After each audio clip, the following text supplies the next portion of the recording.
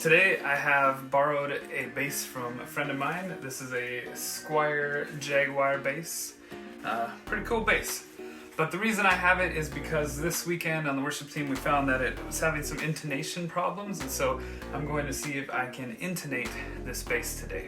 I'll talk a little bit about what intonation means. So I am not a physics teacher. Ironically, the person who owns this bass is a physics teacher, and so she could explain it a lot better than I am about to explain it. But basically, when you pluck a string, it vibrates and makes sound, and it vibrates from the nut to the saddle. And if you split the string exactly in half, like at the 12th fret here, then it should sound exactly one octave higher in pitch. If the neck is bent forward or backwards, or if the saddle is moved, then it changes the length of the string, and then what used to be the middle of the string, the 12th fret, might not exactly be the middle anymore. And so they make saddles adjustable on most guitars. We'll get a closer look at the saddles on this bass in a little bit, but you can move the saddle this direction or move it back this direction, and that will shorten the length of the string or lengthen the length of the string. So what I'm going to do is tune the string to an E, and then I'm going to play the 12th fret. And if it's sharp, then I'm going to need to lengthen the strings so that this E is now in tune. But if the string is flat, then I need to shorten the length of the string from here to here. And so I'll move the saddle this direction. Now when I move the saddle, it's going to change the length of the whole string, so I'll have to go back and tune this string back to an E. But then as I play the 12th fret, it might not be in tune again.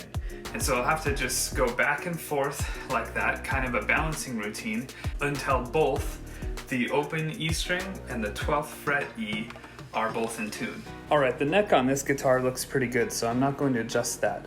The first thing I'm going to adjust though is I see that these saddles are up kind of high, and so I'm going to lower them down a little bit. That's going to adjust the action, the distance from the string to the fretboard. And so I'll need to be careful that we don't get any fret buzzes and that I don't lower the action too much. But the action's a little high, so I'm going to lower those down a little bit.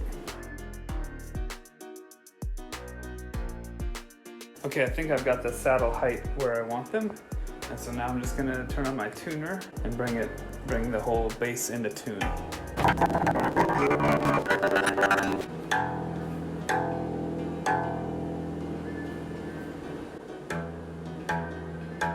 But it is a little sharp, so I'm going to pull the saddle backwards to give it a little bit more length on the string. Let's try there. So now the whole string is going to be out of tune, so I got to get it back in tune with it open. And now we'll check it at the 12th fret. We want to be careful not to bend the string at all, because that of course will make the string go sharp. Okay, so now the string's a little bit flat, so I went too far. So I'm gonna put it back a little ways to where it was. Let's give it a couple turns. And again, the string's out of tune now, so I'm gonna have to tune it again. There we go. And when I play the 12th fret, I think we got it. So now I'm gonna do that same process for each string on the guitar. Each string has its own saddle, so gotta do this for every string.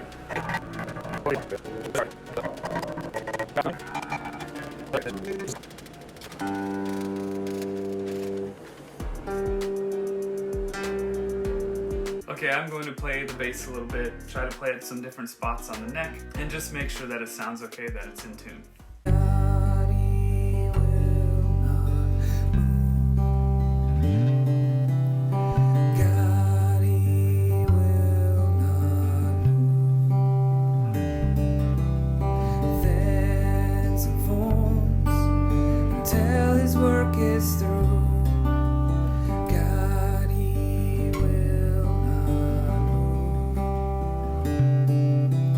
With every blow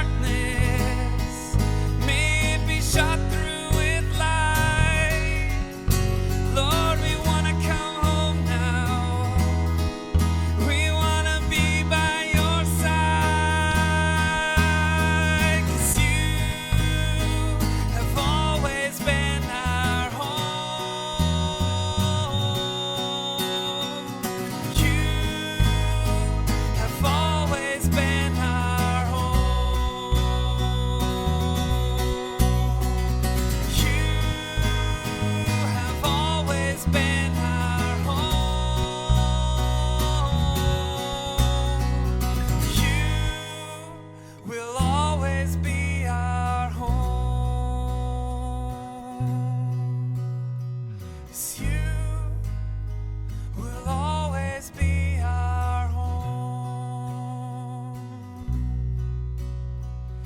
You will always be our home. Okay, I think that sounds pretty good. This bass is now intonated. If you like this video, then like it. I still think that sounds weird. Anyway, love to have you subscribe to my channel. Thanks for watching.